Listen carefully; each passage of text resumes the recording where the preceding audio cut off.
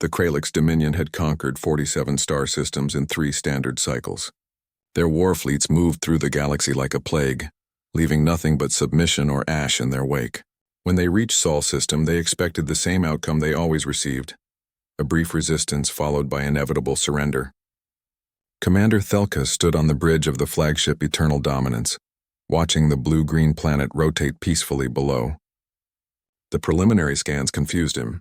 Earth's military capabilities were primitive: fusion reactors when the Dominion wielded antimatter, kinetic weapons when they commanded particle beams. The humans possessed no faster-than-light travel, no energy shields, no gravity manipulation. "Send the standard ultimatum," Thelkas ordered, his forearms folding in what his species considered a gesture of mercy. "Offer them the choice: submit to Dominion rule or be annihilated." The response came within an hour. A single word transmitted across every frequency: "No." Thelkas clicked his mandibles in amusement. Destruction it is, then. Target their major population centers. 3 orbital strikes should suffice. The first plasma lance descended upon New York City. But before it could connect, something impossible happened. Hundreds of primitive missiles erupted from the surface, each one crashing directly into the beam's path. They detonated in a cascading chain reaction, dispersing the plasma harmlessly into the atmosphere. The city survived, though the suicide missiles did not.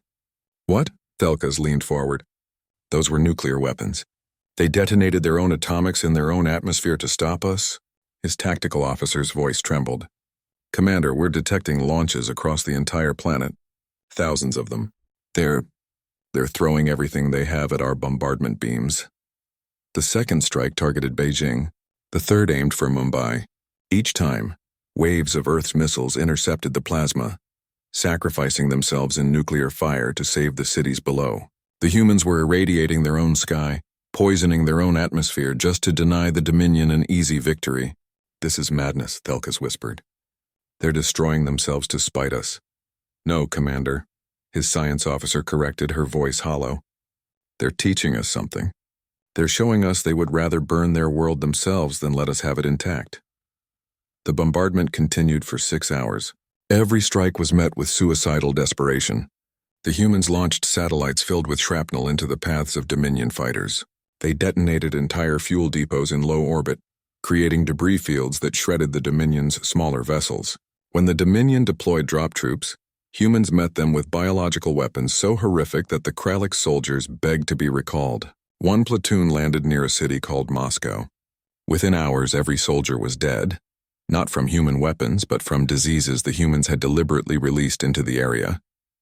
Diseases that killed the Kralix but left humans immune. They had weaponized their own plague stockpiles against an enemy they had only met hours before. "They're adapting," the tactical officer reported. "They're modifying their weapons in real time. Each wave we send down faces new horrors." Thelkas watched the battle reports flood in. Humans were strapping explosives to civilian aircraft and ramming them into Dominion cruisers.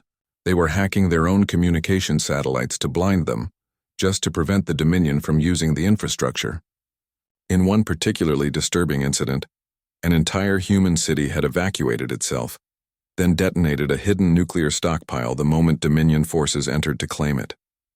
"They're not fighting to win," Thelkas realized, his blood running cold. "They're fighting to make victory too expensive for us to afford." The turning point came on the 3rd day. A small craft launched from Earth's surface, a converted space shuttle filled with fissile material. It accelerated on a direct collision course with the Eternal Dominance.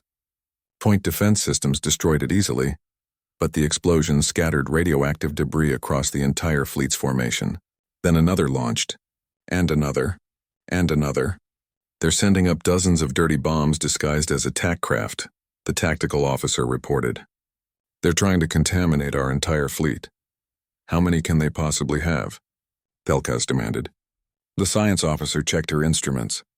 "Commander, they're not using pre-made weapons anymore. They're stripping nuclear reactors from their power plants, from their submarines, from their research facilities. They're cannibalizing their entire civilization to fight us." That night, Earth's leaders broadcast a message to the Dominion fleet. It was transmitted in broken Kralix, clearly translated by primitive AI, but the meaning was unmistakable. You came to our home expecting us to value survival above all else. You were wrong. We have studied your empire. We know you have never faced an enemy willing to lose everything. You conquer, because your victims choose existence over extinction. But we have walked through fire before. We have nearly destroyed ourselves a dozen times over our history. Nuclear war, biological plagues, climate collapse. We have stood at the edge of oblivion and learned something you never did. How to fight with nothing left to lose. So come, take our world if you can. But know this, every meter of ground will cost you blood. Every city will cost you ships. And if you somehow win, all you will inherit is radioactive ash and biological nightmares that will haunt your species for generations. We are not offering you a war. We are offering you a glimpse into the abyss. The choice is yours. Thelka stared at the transmission for a long moment. Around him, his bridge crew waited in silence.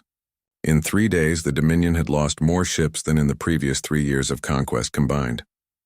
Earth's military infrastructure was nearly destroyed, but so was a third of his fleet, and the humans showed no signs of stopping.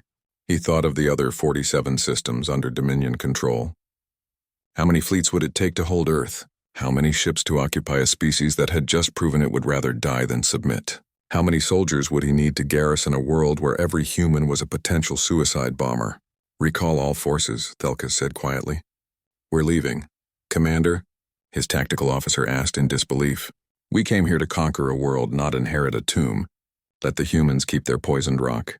Mark this system as forbidden territory and seal the records. The Dominion does not need to know what happened here. As the Kralix fleet jumped away to FTL, one thought haunted Thelka's. They had come to Earth expecting to teach humanity about power. Instead, the humans had taught them something far more terrifying, what true desperation looked like when it had nothing left to lose. On Earth, in bunkers and shelters across the scarred planet, humans emerged to watch the alien ships flee. They had won, though the cost was almost unbearable. But they had survived, and they had sent a message to the stars. Humanity would not go quietly into the night. They would make the universe remember their name.